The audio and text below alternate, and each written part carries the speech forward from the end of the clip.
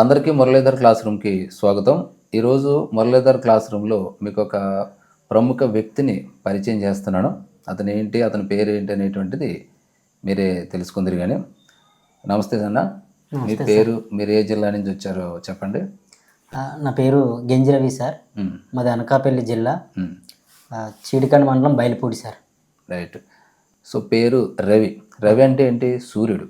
సూర్యుడు ఎప్పుడు కూడా ఉదయిస్తాడు కదా, ఈయన కూడా అలాంటి వ్యక్తే. ఇతను ఎంత గొప్ప విజయం సాధించాడంటే మన విశాఖపట్నం జిల్లాకి ఫస్ట్ ర్యాంక్ సాధించాడు డిఎస్సిలో.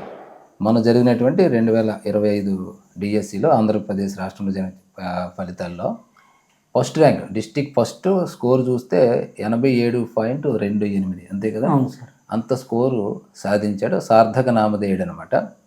ఇప్పుడు ఇంత టాప్ ర్యాంక్ ఎలా వచ్చింది అని మనం అనుకుంటే, సాధారణంగా మనం ఏమనుకుంటాం, ఒక 4-5 డిఎస్సీలు రాసి ఉంటాడు, లేదా ఒక సుదీర్ఘంగా కోచింగ్కి ఎక్కడికో చోట వెళ్ళిపోయి కొంతకాలం పాటు ఒక 4-5 సంవత్సరాలు ఉండి ఉంటాడు అని మనం అనుకుంటాం. ఎందుకంటే అంత స్టేట్ ర్యాంక్ వచ్చిందండి, బాగా 4-5 డిఎస్సీలు రాసో లేకపోతే ఇంకోటి ఏదో చేశాడు అనుకుంటాం. అలాగే బ్యాక్గ్రౌండ్ గట్టిగా ఉన్నదేమో అనుకుంటాం. ఇప్పుడు ఇంటర్వ్యూ ద్వారా అసలు ఏంటి అనేటువంటిది మీరు తెలుసుకోబోతున్నారు. ఎంత సింపుల్గా ఉంటుంది అనేది ఇప్పుడు మీరు చూస్తారనమాట. రవి, నీ యొక్క డిగ్రీ ఎప్పుడైంది? అది 2017 డిగ్రీ పూర్తయింది సార్. సో 2017లో డిగ్రీ పూర్తయింది. మరి బీఈడి ఎప్పుడైంది? 2022లో ఆంధ్ర యూనివర్సిటీలో బీఈడి కంప్లీట్ చేశాను సార్. నెక్స్ట్ అంటే 2022లో బీఈడి అయింది, 2024లో ఎండింగ్లో డిఎస్సి రాశారు, 2025లో సెలెక్ట్ అయిపోయారు. అంటే ఫస్ట్ అటెంప్ట్. సో మీలో చాలామంది ఫస్ట్ అటెంప్ట్లో డిఎస్సి కొట్టగలమా లేదా మనం పోటీ పడగలమా అనుకుంటారు కదా.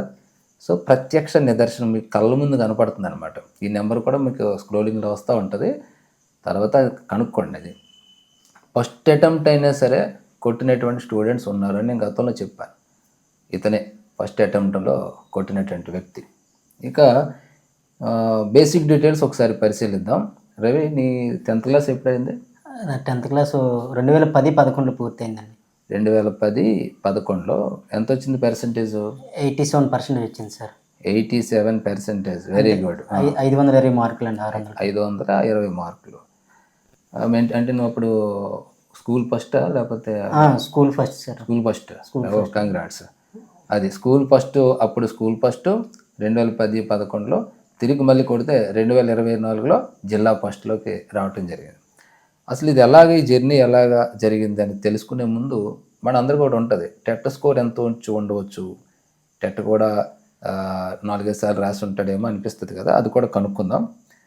టెట్ ఎప్పుడు రాసావు? ఎంత మొదటి టెట్ స్కోర్ ఎంత ఉందో చెప్పినా? నా టెట్ 124 సార్. 124. ఎప్పుడు ఇది? 2022 ఆగస్టులో బిఎడ్ థర్డ్ సెమిస్టర్ ఉండగా రాశాను సార్. అంటే బీఈడి థర్డ్ సెమిస్టర్, అంటే బీఈడి కంప్లీట్ చేస్తూ ఉండగా రాసినటువంటి టెట్లో మీరు 124 మార్కులు తెచ్చుకున్నారు. 124.5 మార్కులు బీఈడి చేస్తే. తర్వాత మళ్ళీ రాశారా? ఇంకెప్పుడు రాలేదు సార్. ఒకటే టైం అండి. తర్వాత 2024లో పడింది, 23లో పడింది. అప్లికేషన్ కూడా అప్లై చేయలేదు. ఎందుకని? ఇంకా అంటే డిఎస్సి ఇంకా డైరెక్ట్ కొట్టేద్దాం, మళ్ళీ టైం వేస్ట్ అనిపించింది సార్ నాకు. అంటే బెస్ట్ స్కోర్ ఉంది కదా, బెస్ట్ స్కోర్ ఉందని అనే ఉద్దేశంతో మీరు మళ్ళీ దాని జోలికి పోలేదు సార్. అంటే బీఈడి కూడా సింగిల్ అటెంప్ట్, బీఈడి టెట్ కూడా సింగిల్ అటెంప్ట్. ఓకే. 124 స్కోర్ తోటే మీరు కంటిన్యూ చేశారు.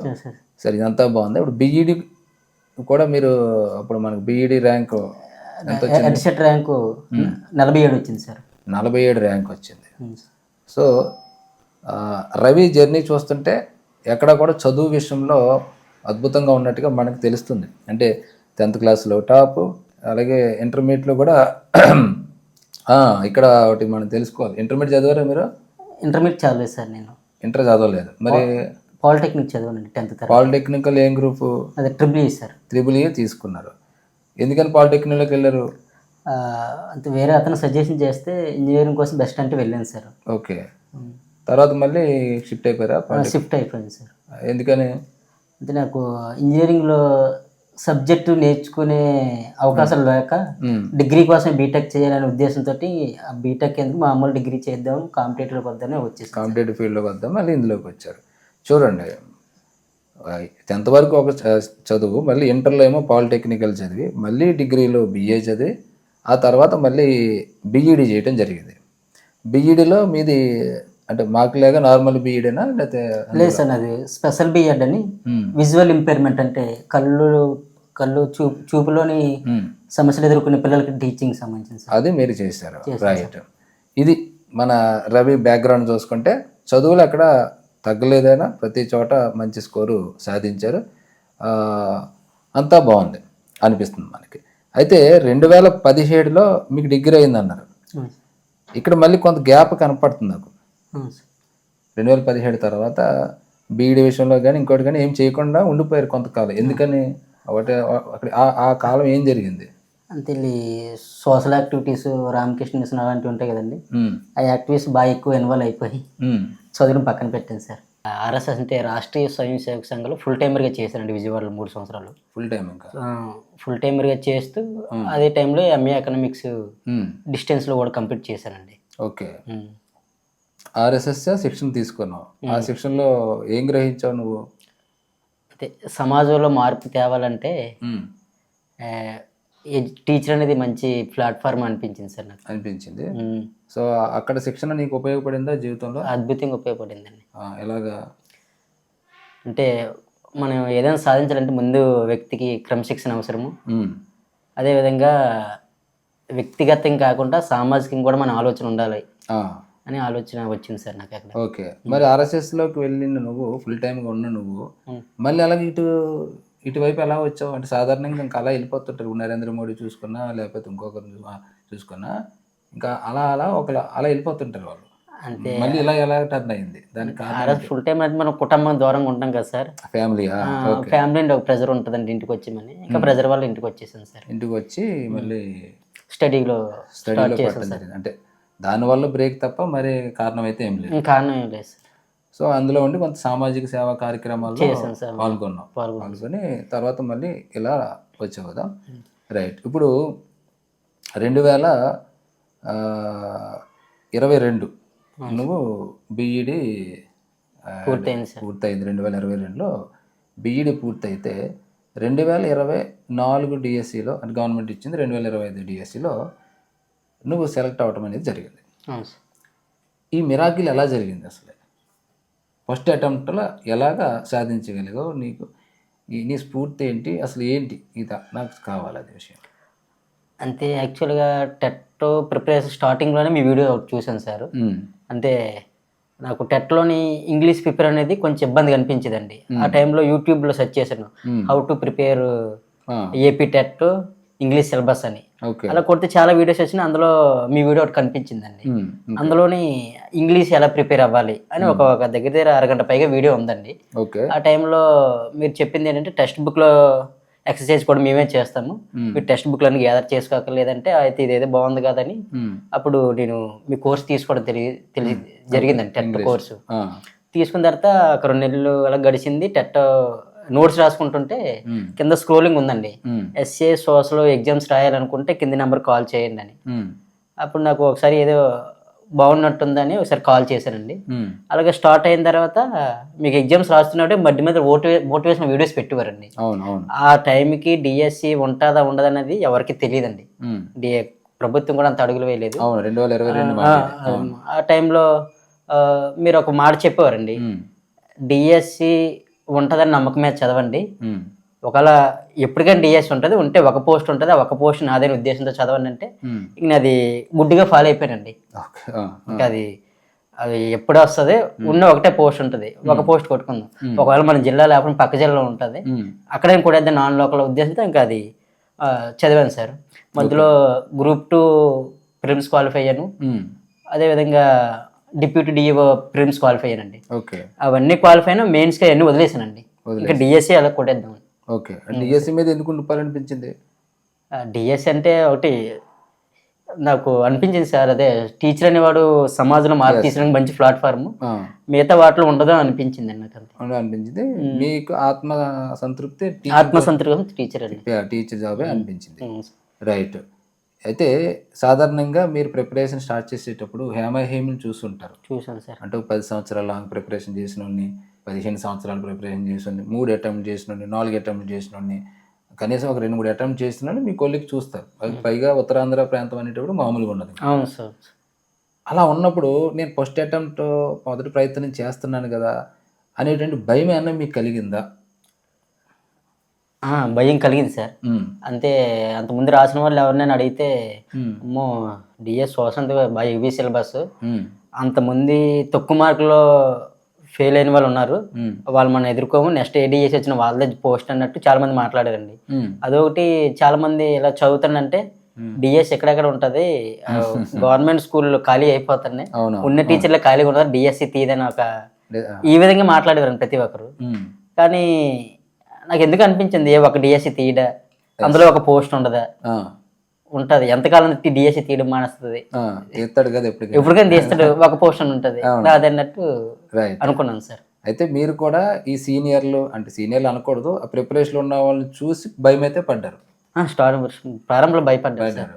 ఆ భయం మెల్లమెల్లగా తగ్గిందా?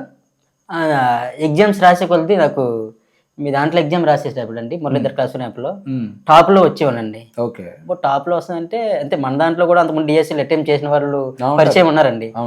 వాళ్ళని క్రాస్ చేయగలుగుతానంటే నాకు అతనికి నమ్మకం ఏర్పడిందండి నా మీద. రైట్, అంటే ఫస్ట్ అటెంప్ట్ అయినా కొట్టవచ్చు అని మీకు మీరు ఏర్పడింది సార్.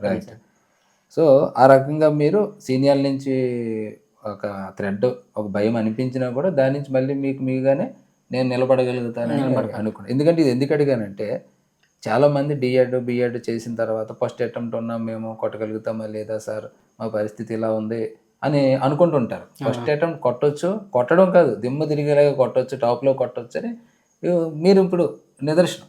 మీకులాగా చాలామంది ఉన్నారు, అందరూ మన ఇంటర్వ్యూ చేయలేం, కానీ మీరైతే అల్టిమేట్గా రిజల్ట్ ఇచ్చారు ఫస్ట్ అటెంప్ట్లో సాధించి. రవి, నాది ఒక ప్రశ్న మన డిఎస్ ఆస్పిరెంట్స్ కోసం. ఫస్ట్ అటెంప్ట్స్లో నువ్వు కొట్టావు కాబట్టి సీరియల్ చూసి ఒత్తిడి ఉంటుంది కాబట్టి దానికి ఏంటి అనేది చెప్పావు, చక్కగా ఉంది. ఇప్పుడు నాకు తెలిసింది ఏంటంటే నువ్వు ఆల్రెడీ జాబ్ చేస్తూ ఉన్నావు కదా? జాబ్ చేస్తూ చదివావు. జాబ్ చేస్తూ చదవడమే కాకుండా మన పరీక్ష ఏది పెట్టినా టాప్లో ఉన్నానని చెప్పావు. అక్కడే టాప్లో ఉండటమే కాకుండా ఓవరాల్ స్టేట్ రిజల్ట్లో కూడా టాప్లో వచ్చా, మీ జిల్లాలో ది బెస్ట్ స్కోరు టాప్ 1లో నిలబడ్డావు. జాబ్ చేస్తూ చదవచ్చా, చదవలేము, చదవలేకపోతున్నాను చాలామంది పిల్లలు అడుగుతుంటారు నన్ను. అసలు ఇది ఎలా సాధ్యపడింది? జాబ్ చేస్తూ ఎలా చదవగలిగా నువ్వు? మా వ్యూవర్స్ని చూసి చెప్పు.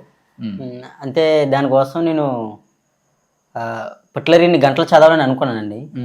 దానికోసం ఏంటి నీడ్ అంటే ఒకటి కొంచెం నిద్ర తగ్గించుకోవాల్సి వచ్చేది. నేను దానికోసం కూడా నిద్ర అలా తగ్గించుకొని యూట్యూబ్లో సెర్చ్ చేస్తే ఏసా ఫౌండేషన్ జగ్గి వాసుదేవ్ ఒక మాట చెప్పారు, మన శరీరానికి ఎప్పుడైతే ఈ నాన్ వెజ్ కానీ అదేవిధంగా డైజెస్ట్ అవడానికి ఏవైతే టైం టేకెన్ అవుతాయో అలాంటి ఆహారం తీసుకుంటే బాడీకి ఎక్కువ నిద్ర కావాలి అని అన్నారండి. దానికని ఏం చేసింటే చదువుకునేటప్పుడు నాకు నిద్ర తగ్గించాలి కాబట్టి నాన్ వెజ్ ఇవన్నీ కూడా మానేశాను. మానేస్తే రోజు 4 hours నిద్రని బాడీ అప్పుడు కొంచెం తట్టుకునే స్టామినా వచ్చిందండి. సో నిద్ర పక్కన పెట్టారు, ఓకే, తగ్గించుకున్నారు. బ్యాలెన్స్ ఎలా చేశారు? జాబ్ చదువుని ఎలా బ్యాలెన్స్ చేశారు? బ్యాలెన్స్ అంటే నాకు అది ఎలిమెంటరీ సెక్షన్ స్కూల్ అండి, బర్త్డే స్కూల్లో 9 నుండి 3:30 వరకు స్కూల్ సార్. ఓకే, నాకు ఈవినింగ్ 3:30 స్కూల్ అయిపోయిన వెంటనే వచ్చిన వెంటనే కొంచెం ఫ్రెష్ అప్ అయ్యి కాల్ చేస్తే అదే ఫ్రెష్ అప్ అయ్యి 4:30కి గంట తర్వాత 4:30కి స్టార్ట్ చేసి 8 o'clock వరకు కంటిన్యూ చదివి 7 o'clock వరకు కంటిన్యూ చదివాను సార్. 7 నుండి 8 వరకు లంచ్, ఇంకేదైనా రీఫ్రెష్ ఏదైనా చదవటం, ఇంకా 1 hour తీసి మళ్ళీ 8 నుండి 12 వరకు చదివాను సార్. 12 వరకు చదివి మార్నింగ్ 4 o'clock లేచి 8 వరకు ఒక వాష్రూమ్కి వెళ్ళాలంటే ఒక 1/2 hour అంతే. 8 వరకు చదివి మళ్ళీ 8లోనే బ్రష్, టిఫిన్ చేయడం, స్నానం చేయడం, స్కూల్కి వెళ్ళడం, 8 to 9 క్లోజింగ్. అంటే ఓవరాల్ గా ఈవినింగ్ 4 to 12, 4 to ఇంచుమించుగా 12, 11, ఉదయం 4 to 8 లేదా 7:30. అంటే అలా చూసినా రోజుకి రెగ్యులర్ గా ఒక 9-8 గంటలు చదివాను సార్. ఏ రోజన్నా ఆ టైం టేబుల్ క్రాస్ అవటం కానీ లేదా మధ్యలో మానేయటం కానీ జరిగాయా? అప్పుడప్పుడు జరిగేది సార్. అప్పుడు ఎలా మళ్ళీ ఎలాగా అంటే జరగటం ఏదన్నా ఏదైనా అకేషన్ వల్ల జరగటం కదా నేను అంటుంట. మమ్మల్ని అప్పుడప్పుడు మామూలుగా డిస్టర్బెన్స్ అయ్యి మానేయటం ఇలా జరుగుతూ ఉంటాయి కదా, మళ్ళీ ఫీడ్బ్యాక్ ఎలా మళ్ళీ రీబూస్ట్ ఎలాగ అయ్యి ఉండవు? అంటే అప్పుడప్పుడు ఈ హెడ్ ఎక్ ఆట వచ్చినట్టు కొంచెం ఇబ్బందిగా అనిపించేదండి ఇద్దరు తొక్కడం వల్ల. అయినా సరే అది ఎందువల్ల నాకు కసి అండి, అమ్మో ఎలా కొట్టాలని సెల్ఫ్గా మోటివేషన్ అయ్యేవాను సార్. అయ్యో, ఏదైనా సరే కొట్టాలని తపనతో నిలబడి సాధించాం. సాధించాను సార్. ఈ బ్యాలెన్స్ చేయటం అనేటువంటిది అందరికి సాధ్యమవుతుంది అంటారు ఇలాగా? అంటే గృహస్థులు ఇప్పుడు ఉద్యోగం చేస్తూ చదివే వాళ్ళు చాలా మంది ఉంటారు. అందరూ అంటే పెళ్ళి అయిన వాళ్ళైతే వేరే వెర్షన్, నేను కేవలం నీ వెర్షన్సే చెప్తున్నాను. ఉద్యోగం చేస్తూ వివాహం అవ్వకుండా ఉన్నటువంటి వాళ్ళు బ్యాలెన్స్ చేయగలుగుతారా, చేయలేరా? స్టూడెంట్స్ మీరేమంటారు? ఆలోచించండి, నువ్వేమంటావు చెప్పు. చెయ్యొచ్చు సార్. అది చేయడానికి ఏంటి ఏ వ్యూహాలు అనుసరించారు మీరు? ఎలా మిమ్మల్ని మీరు కమిట్మెంట్గా తీసుకున్నారు? ఎలా ప్రేరేపించబడ్డారు? ఎలా నిలబడ్డారు? దానికోసం నేను ఒకసారి కథ విన్నా అండి, మిల్కా సింగ్ది. మిల్కా సింగ్దా? ఏంటో కథ మాకు చెప్పు ఒకసారి. అది మిల్కా సింగ్ అప్పుడు ఆయన ఆర్మీలో ఎక్కడో వర్క్ చేసేటప్పుడు ఆయన అదే స్పోర్ట్స్ కోసం అని ఆర్మీలో కొంతమంది సెలెక్ట్ చేస్తే ఈయన కూడా సెలెక్ట్ అయ్యేటండి. చాలాసార్లు ఫెయిల్ అయ్యేవాడటండి. ఫెయిల్లో సందర్భంగా ఏంటి రీజన్ అని ఆలోచిస్తే నేను దాని మీద కేటాయించే టైం చాలా తక్కువ ఉంది, ఇలా కాదు టైం పెంచాలని ఎక్కువ టైం కేటాయించేవాడటండి. దానికి ఆయన ప్రామాణికం ఏంటంటే అదే ఆయన పరిగెత్తేటప్పుడు వేసుకుని బనియన్ను ఆ చెమట పిండుతుంటే జగ్గు కాదు రోజు 2 జగ్గులు పిండాలి, అంటే అంత హార్డ్ వర్క్ చేయాలి. ఆ విధంగా నేను చేసే హార్డ్ వర్క్ కి ఆ మార్క్స్ ఇవన్నీ ఎప్పుడెప్పుడు ప్రమాణం తీసుకున్నాను సార్. ఎప్పుడో మార్క్స్ టాప్ లో లేకపోతే చిరాకు వచ్చి ఇంకా చదవాలని అనిపించింది సార్. అంటే నేను ఇచ్చే ర్యాంక్ కార్డులు మిమ్మల్ని బాగా అద్భుతం సార్ ఆ విషయం. అవి మిమ్మల్ని బాగా ప్రేరేపించే అనుక్షణం మిమ్మల్ని మీరు మోటివేట్ చేసుకోవడానికి ఉపయోగపడ్డాయి. రైట్, ఇప్పుడు సబ్జెక్ట్లోకి వద్దాం. సింపుల్గా మనకి కంటెంట్ ప్రధానం కదా, డిఎస్సి కొట్టాలంటే అలాగే టెట్లో కూడా స్కోర్ రావాలంటే కంటెంట్ కీలకం కదా. ఇది ఎలా చదివారు? రోజుకి ఎన్ని గంటలు చదివేవారు? అసలు ప్లాన్ ఏంటి మీకు? అసలు ఎలా ఉండేది ఆ టైంలో? నేను కంటెంట్ ఛానల్లో సార్ ఫస్ట్ నాకు టెట్ చదివినప్పుడు ఒక ప్రాబ్లం ఎదురైందండి. ఏంటంటే ఈ టెట్ చదివేటప్పుడు నోట్స్ ఏమి రాలేదండి స్టార్టింగ్లో. టెట్ చదివే నోట్స్ రాయిపోయాను, చాలా టైం టేకన్ అయ్యేది. ఇదే ఇంత టైం టేకన్ అవుతుంది, ఆ నోట్స్ రాసే బదులు ఒక 5 సార్లు టెక్స్ట్ బుక్ రివిజన్ అయిపోద్ది కదా అనిపించిందండి. అనిపించి మానేశాను. రాసేసి టెట్ ఎగ్జామ్ దగ్గర పడింది, రివిజన్ చేసేటప్పుడు నేను టెక్స్ట్ బుక్ రివిజన్ చేయాలంటే చాలా ఇబ్బంది అయిపోయింది. ఇదేంటి ఎంత ఇబ్బందిగా ఉంది ఏంటని కొంచెం స్ట్రగుల్ అయ్యానండి. ఈ టెట్లోని ఏ ఇబ్బందులు ఎదుర్కొన్నానో అవి డిఎస్సికి లేకుండా చూసుకున్నాను సార్. దాంట్లో భాగంగా డిఎస్సి ప్రిపరేషన్ లో భాగంగా 6th to 10th content, intermediate 8 పుస్తకాలు, మెథడాలజీ, పర్స్పెక్టివ్ ఎడ్యుకేషన్, ఇవన్నీ కూడా నేను నోట్స్ రాశానండి. షార్ట్ నోట్స్ రాశాను. నోట్స్ అంటే ఉన్నదన్నట్టు ఎక్కించారు? ఉండి తిన్నాడు కాదు సార్. అంటే మనం ఒక 2-3 సార్లు చదివితే ఏ విషయాన్ని మనం అక్కడ ప్రస్తావించాలి, అదే నోట్స్ లో ప్రస్తావించాలి, ఏ విషయాన్ని ప్రస్తావించాలి ఐడియా వస్తుందండి. అదే 2-3 సార్లు చదవడం వల్ల అది పాసిబుల్ అండి. అంటే బహుశా నోట్స్ ఎలా ప్రిపేర్ చేసుకోవాలని ఒక వీడియో చేశాను, అది చూసాను సార్. అది ఆ వీడియో చాలా సార్లు చూసానండి. ఓకే అది దానివల్ల అంటే నోట్స్ అయితే ప్రిపరేషన్ చేశాను. అంటే స్టార్టింగ్ లో చేయమంటారా నోట్స్? మనం అన్ని కొంచెం చదివిన తర్వాత చేయమంటారా? మీ ఒపీనియన్ ఏంటి? చదివిన తర్వాత చేయాలి సార్. ఎన్నిసార్లు చదివిన తర్వాత చేయమంటారు? మినిమం 3 సార్లు అని నా సలహా అండి. రైట్, ఇప్పుడు ఇక్కడ నోట్స్ దగ్గర ఉన్నారు కాబట్టి ఒక క్వశ్చన్. నోట్స్ ప్రిపేర్ చేసుకున్నారు కదా, ఎగ్జామ్ అయిన తర్వాత మీరు నోట్స్ మీదే ఉన్నారా, టెక్స్ట్ బుక్స్ కూడా చూసారా? నేను ఎగ్జామ్స్ రాసేటప్పుడు నాకు ఎగ్జామ్ టైం ప్రిపరేషన్ టైంలో వచ్చినప్పుడు ఇంకొక నెల ఉందా 2 నెలలు ఉందనగా నోటిఫికేషన్ చేసిన తర్వాత అప్పుడు నోట్స్లే చదువుకుంటూ వచ్చారా చివరి వరకు? టెక్స్ట్ బుక్స్ కూడా రిఫర్ చేశారా? నేనైతే నోట్స్ లో చదువుకుంటూ వచ్చాను సార్. మీ దాంట్లో ఎగ్జామ్ రాసేటప్పుడు ఒకవేళ నోట్స్ లో లేని బిట్ మాక్సిమం వచ్చేది కాదండి, ఎక్కడైనా వస్తే అప్పుడు టెక్స్ట్ బుక్ వెరిఫై చేసుకునేవాడిని. మరి అందరూ మన ఎగ్జామ్స్ రాయరు కదా, ఇప్పుడు మరి ఏం చేయమంటారు చెప్పు? అంటే అప్పుడప్పుడైనా ఒకసారి టెక్స్ట్ బుక్ చెక్ చేసుకుంటూ ఉండాలి. చెక్ చేసుకుని పూర్తిగా నోట్స్ అనే అదే ఎగ్జామ్ రాయడం వల్ల అయితే నాకు టెక్స్ట్ బుక్ తెలిసేవి. మరి అందరూ ఎగ్జామ్ రాయరు కాబట్టి అప్పుడప్పుడు ఒకసారి టెక్స్ట్ బుక్ ని రెఫర్ చేసుకుని ఎక్కడ పాయింట్ ఏం మిస్ అయిందో చూసుకోవడం మంచిది సార్. ఓకే, అంటే చివరిలో టెక్స్ట్ బుక్స్ కూడా మీరు చూసుకున్నారు? కంప్లీట్ గా గుడ్డిగా మీరు రాసిన నోట్స్ నే ఫాలో అవ్వకుండా. అయితే నోట్స్ ప్రిపరేషన్ అనేటువంటిది మంచిది అనేటువంటిది మీ యొక్క అభిప్రాయం? 100%. Right, okay. కంటెంట్కి ఎంత సమయం కేటాయించారు మీరు? కంటెంట్కి వచ్చేసరికి అది ఇప్పుడు 6th క్లాస్కి 1/2 hour sir, 7th 1/2 hour, 8th 1/2 hour, 9th 1/2 hour, 10th 1/2 hour, అలాగే ఇంటర్మీడియట్లో 8 ఉంటాయి కదండి, 8 పుస్తకాలు హాఫ్ అన్ అవర్ వేసండి అంటే రెగ్యులర్గా రెగ్యులర్గా. సరిపోయింది half an hour half an hour half an hour, మెథడాలజీకి 1 అవర్ అండి రోజు. రోజు. రోజుకి ఎన్ని పేజీలు చదివారు? చాప్టర్ చదివారా, పేజీలు చదివారు, అసలు ఎలా ఫాలో అయ్యారు? దాంట్లో బాగా నేను రివిజన్ ఫ్యాక్టర్ కాబట్టి నాకు ఇది పాసిబుల్ అయిందండి హాఫ్ అన్ అవర్ అనేది. నేను అప్పటికే బుక్స్ని నెంబర్ ఆఫ్ టైమ్స్ మీ ఎగ్జామ్స్ దగ్గర రివిజన్ చేయడం జరిగిందండి. దానివల్ల ఏంటంటే ఒక్కొక్క లెసన్ చూసుకునేవాడిని సార్ రోజును. Right right. అంటే మీరు ఇక్కడ కంటెంట్ని ఎండింగ్ స్టేజ్ చెప్పారు. ఎండింగ్ స్టేజ్ అండి. నేనంటే నోటిఫికేషన్ చేసిన తర్వాత ఇలా చేశానండి, నేను అలా కాదు. స్టార్టింగ్ స్టేజ్ ఏం చేశారు? స్టార్టింగ్ స్టేజ్లో సార్ మురళీధర్ సార్ మీరు సిలబస్ ఇచ్చేవారండి. అవును. ఇక ఈ వారం రోజులు ఈ సిలబస్ మీద ఎగ్జామ్ ఉంటుంది, లేకపోతే ఈ 4 రోజులు ఉంటుంది. స్టార్టింగ్లో గుడ్డిగా ఫాలో అయిపోయింది సార్. ఆ ఫాలో అవడం వల్ల ఏంటంటే ఇది కంటెంట్ అంటే నలిగిందండి. ఓకే. వాటి నెంబర్ ఆఫ్ టైం చదవటం, మీరు ఎగ్జామ్ పెట్టడం, ఎక్కడ తప్పులు చేస్తే ఇవన్నీ కూడా బాగా చదివి బాగా గ్రిప్ వచ్చిందండి. వచ్చింది ఆ ప్రిపరేషన్లో భాగంగా నేను నోట్స్ కూడా రాసుకున్నానండి. దానివల్ల నేను హాఫ్ అన్ అవర్ ఇవ్వడం వల్ల దాన్ని అడ్జస్ట్ చేయగలను, అంతే ఆల్రెడీ చదివి ఉండడం వల్ల. రైట్. దీనివల్ల మీరు ఇంప్రూవ్ అయింది. సో స్టార్టింగ్లో మీరు కంటెంట్కి ఎక్కువ సమయం ఇచ్చారా? ఎక్కువ సమయం ఇచ్చాను సార్. అంటే రోజుకి ఎన్నో గంటలు ఇచ్చేవారు? దగ్గర 10 గంటల దాకా 10 గంటలు చదివారు సార్. అంటే ఒక రోజు కంటెంట్, ఒక రోజు మెథడ్ అలాగే వెళ్ళేవారా? మీ ఎగ్జామ్ షెడ్యూల్ పెట్టి ఫాలో అయిపోయింది సార్. గుడ్డిగా వెళ్ళిపోయాను స్టార్టింగ్ లో సార్. ఈ టైం టేబుల్ అని లేదండి. ఎప్పుడైతే నాకు ఈ సబ్జెక్ట్ ఈ ఎగ్జామ్ దాన్ని నలిగిందో అప్పుడు ఈ టైం టేబుల్ ఏర్పాటు చేసుకున్నాను సార్. అప్పుడు నోట్స్ కూడా హాఫ్ అన్ అవర్ ఫస్ట్ అయితే మొత్తం అంతా ఎగ్జామ్ ప్రకారం వెళ్ళిపోవడం. ఎగ్జామ్ ప్రకారం రూట్ మ్యాప్ వెళ్ళిపోయింది సార్. ఇంకా డివేట్ అవ్వలేదు. ఓకే, బాగుంది. ఇక నెక్స్ట్ ఇప్పుడు రవి, మెథడాలజీ కూడా మనకి కీలకం అవుతుంది కదా? అవునవును సార్. చాలామంది పిల్లలు మెథడ్ మార్కులు రావట్లేదు సార్, ఎలా చదవాలి ఏంటి అని అడుగుతారు. నువ్వు చెప్పు దానికి సమాధానం, ఎలా చదివితే బాగుంటుంది ఏంటి అనేటువంటి. అంటే మెథడ్ ఎలా చదవాలని కూడా మీరు ఒక వీడియో చేశారు సార్. ఆ వీడియో చూస్తే ఏంటంటే మనం ప్రజెంట్ తెలంగాణ మనం ఫాలో అవుతున్న బుక్ ఉందండి, సెమిస్టర్ 1, 2 ఉంటుంది. ఆ బుక్ దాంట్లో ఓల్డ్ బుక్ ఒకటి ఉంటుంది సార్. ఈ 2 పుస్తకాలు మనకి ఈ మధ్య సాంస్కృతిక తెలుగు అకాడమీలో అదే బుక్ వచ్చింది.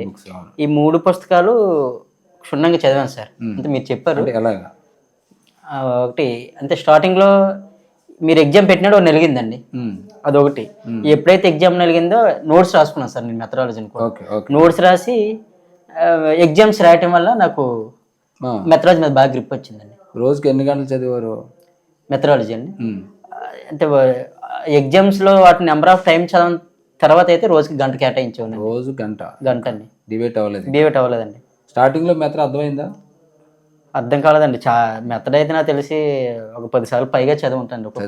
చదవటం, టెస్ట్ రాయటం చదివితే అది చాలా ఇదిగా కానీ కన్ఫ్యూజన్గా ఉండేదండి స్టార్టింగ్లో. అప్పటికి లాస్ట్గా అర్థమైంది. అంటే కొంచెం టెక్స్ట్ బుక్ ఎన్నిసార్లు చదవవు నువ్వు? 10 సార్లు పైగా 10 సార్లు చదవండి. Okay, super. అలాగే ఈ మన కంటెంట్ పుస్తకాలు ఒక్కో పాఠం ఒక్కో టెక్స్ట్ బుక్ ఎన్నిసార్లు చదివి ఉండొచ్చు? 20 సార్లు పైగా ఉంటుంది. ఇంటర్మీడియట్ కూడా అండి. అది విద్యార్థులారా మీరు అర్థం చేసుకోవాలి. మరి 4 సార్లు చదువుతారు, మార్కులు రావట్లేదు అనుకుంటాం. 20 సార్లు 15 సార్లు చదివారు కాబట్టే అతనికి అంత స్కోర్ వచ్చింది. 87 మామూలు విషయం కాదు.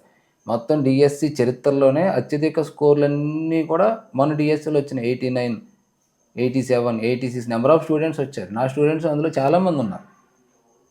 అంటే 100 మంది ఉంటే పర్సెంటేజ్ తీసుకుంటే 100% తీసుకుంటే అందులో 70% మురళీధర్ క్లాస్ రూమ్ స్టూడెంట్స్ ఉన్నారు. ఎందుకు ఉన్నారంటే ఇలాగే సుదీర్ఘంగా చదవటం ఒక 20 సార్లు, 30 సార్లు, 10 సార్లు, 15 సార్లు చదివారు కాబట్టే వచ్చినాయి. చదవకుండా రావు ఎక్కడ కూడా. అందుకని మీరు ఆ విషయాన్ని అర్థం చేసుకోండి. అంటే రిపీట్గా చదవడం వల్ల వచ్చింది అనేటువంటిది నీ యొక్క అభిప్రాయం. అదే సార్, మీరు ఒకసారి వీడియోలో చెప్పారండి, మనకి డిఎస్సి ప్రిపరేషన్లో భాగంగా పుస్తకాలు చదవడం అనేది ఎన్నిసార్లు చదివాను కాదు, ఎగ్జామ్ అయ్యే వరకు చదువుతూనే ఉండాలని ఒక మాట ఉందండి. అంటే నేను ఎగ్జామ్ అయ్యే వరకు చదువుతూనే ఆ విషయాన్ని పట్టుకుని అలా చదువుతూనే ఉన్నాను. ఎగ్జామ్ రాసే వరకు వచ్చినా రాకపోయినా ఇంకా అది కంటిన్యూ చేశారు కాబట్టి అతను సక్సెస్ అయ్యాడు అనే విషయం మనకి ఇక్కడ తెలుస్తుంది.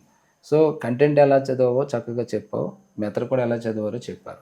సో డిఎస్సిలో కంటెంట్ మెథడే కాకుండా మంచి స్కోర్ వచ్చిందంటే మిగతా కూడా మీరు గట్టిగా పట్టుకునే ఉంటారు కదా. అవును సార్. అది సైకాలజీ కావచ్చు, లేకపోతే విద్యా దృక్పథాలు కావచ్చు, జీకే కరెంట్ అఫైర్స్ ఆ యొక్క యాంగిల్ ఎలా ఉంది? ఆ 20 మార్కుల యాంగిల్?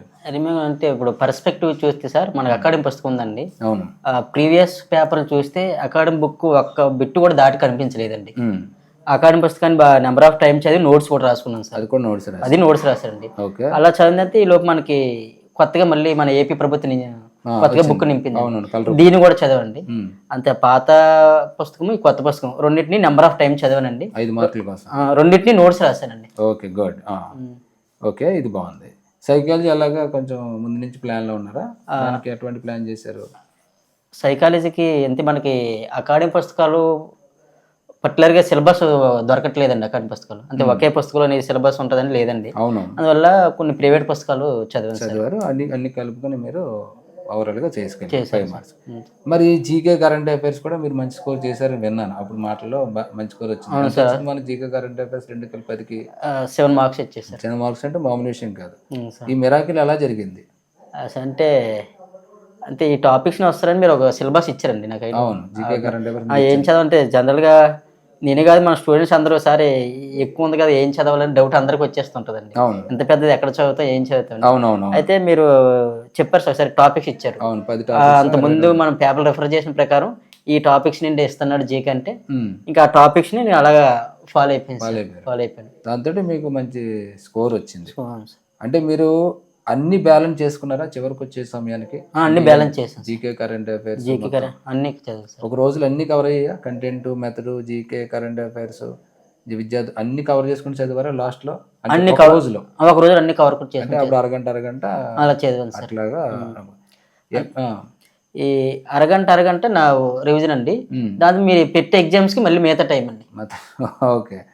అది ఎంత పెట్టేవారు ఎగ్జామ్ కి టైం? ఒక సగం అంటే మనకి నోటిఫికేషన్ వచ్చిన తర్వాత రోజుకి 18 గంటలు సార్. 18 గంటలు. అందులో ఇట్లా అరగంట మిగిలిన టైం అంతా ఓన్లీ ఎగ్జామ్స్ కి రాసుకుంటారు. అంటే కంప్లీట్ గా మీ మాటలు చూస్తుంటే కంప్లీట్ గా మురళీధర్ క్లాస్ రూమ్ పరీక్షలో మిమ్మల్ని నిలబెట్టాను అంటారా? ఆ విషయంలో బలగుద్ది చెప్పగలరు. బలగుద్ది. ఎందుకు ప్రతి చోట మీరు అదే నొక్కి చెప్తూ ఉన్నారు. ఓకే రవి, ఇప్పుడు ఫైనల్గా ఒక క్వశ్చన్ అడుగుతాను. నీలాగా రవి లాంటి పిల్లలు ఉంటారు మనకి, వీడియో కూడా వాళ్ళ కోసం చూస్తారు.